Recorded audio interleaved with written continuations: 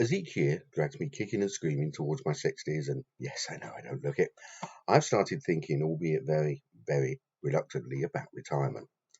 What on earth would I do with myself once I don't have a full-time day job to occupy my time? Maybe I can get some ideas for the future from seeing Trestle by Stewart Pringle, which is the first post-lockdown live production at the wonderful Jack Studio Theatre in Brockley. For Harry, played by Timothy Harker, a very set-in-his-ways widower, Thursday evenings are an important fixed point in his weekly calendar. Every Thursday he gets himself ready and takes himself to the Temperance Hall, Billingham, Yorkshire, for the weekly meeting of the committee he chairs. The format is always the same. Once the meeting finishes, Harry waves farewell to the rest of the committee, gathers his papers, and sits back for a few moments in relaxed contemplation. Tonight, however, Harry's routine is about to change, as a woman he's never met before comes into the hall and starts to bustle around.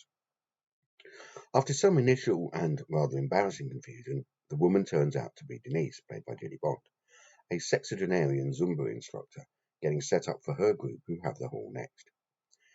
Harry and Denise are pretty much opposites in many respects. While Harry is running down the twilight years, Denise is still grasping life and living it to the full. But somehow, as the weeks go by and the thirsty chat during hall handover becomes a part of their lives, these two form a friendship as they move the chairs and put away the trestle table. So, Trestle has so many good things going for it.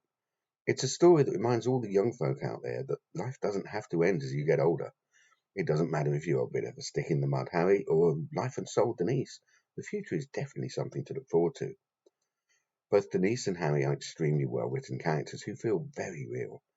Harry is a bit of a fusspot, but with a wonderful dry and very typically Yorkshire wit and humour just below the surface. Denise is outwardly a woman of fire and spirits, with a mischievous sense of humour, but, like most of us who appear confident and outgoing, is inwardly less sure of herself and in need of some personal validation to keep going. The two of them make a fascinating couple, and though on paper they appear to have nothing in common, the connection they form is natural and believable. This is due not only to the writing, but also to the two actors playing the roles, and here I really have to admire their physical energy. The number of times they moved the chairs and put the trestle table down and up as the weeks progressed left me feeling exhausted for them. And the scene at the end of Act 1 was not only very funny, but so physically demanding they both deserved a long lie down during the interval. It also reminded me why I will never be seen in public wearing fluorescent shorts. Timothy and Ginny are so good together. Their chemistry really flows over the proverbial footlights as their characters spar, flirt, and occasionally argue. Their performance is naturalistic and full of nuance and really draws out every aspect of the script. I've no idea from where they originally hail, but their accents are so authentic you would swear they'd spent the early part of their lives on the mobile tact. That was my attempt at a really bad Yorkshire accent. Matthew Parker's direction is astute and enables the two characters to build their friendship whilst never touching.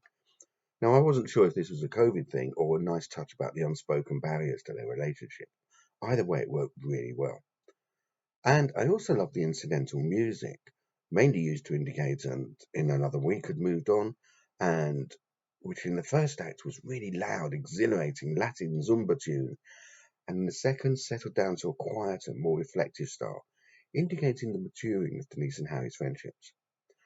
Simon Nicholas's set was so reminiscent of community halls throughout the country, I felt I was back at my first playgroup. And I loved the closet. Now, stay with me here. When a character comes on stage and takes off their coat, they have to put it somewhere, as this play is a series of small scenes taking place over a period of weeks. This means the character is either having to have a lot of coats, and they pile up on the stage, or they just keep wearing the same one. In this production, they've got over the problem by having a magic closet. So Denise takes off her coat, hangs it up, and the scene changes, and she comes back on stage wearing the same coat, which is teleported from the closet onto her back. A wonderful touch that really highlights the professionalism and attention to detail to this production. Finally, on the set, there was one aspect that was deeply troubling. When you go to see the show, take a look at the small bookcase by the door. Look to the lower right-hand side of the bottom shelf, and you'll see a small figure. Now, I don't know if it's me, but the fixed face and blank eyes really gave me the shivers as soon as I clapped eyes on it. Okay, summing up then, I really loved Trestle. Writing, direction, and acting brought to life two people that audiences of all ages could connect with and care about. And as we left the theatre, I, for one, was hoping that the scarecrow was a positive indication of where Denise and Harry would be going next. Before signing off, I really want to give a huge shout out to Kate and Carl at the Jack Studio. They've gone the extra mile to work on their audiences back and ensure they're safe and COVID secure. It's obvious a lot of thought and effort has gone into making the theatre ready for reopening, and this attention to the detail and the needs of their audience really goes a long way to explaining why this will always be one of my favourite off-West End theatres. I gave the show, 5 stars, and you can read it on lastminutetheatretickets.com.